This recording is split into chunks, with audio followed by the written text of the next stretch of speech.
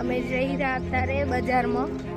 રેલવેની પટરી પર છીએ હાલતા હાલતા શાકભાજી લેવા હાટું હું મમ્મી ને આંટી અમે 3 જઈ રહ્યા જુઓ અહીંયાથી બહુ બધા ટ્રેક પડેલા આ રસ્તો જુઓ જો કેટલો મસ્ત નજારો હોય હવે એકદમ નજીક આવી આપણે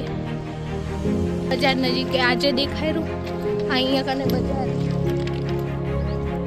હવે આપણે ટ્રેક બદલી રહ્યા રેલવેની જે માણસના ટ્રેક ઉપર આવી જઈ રહ્યા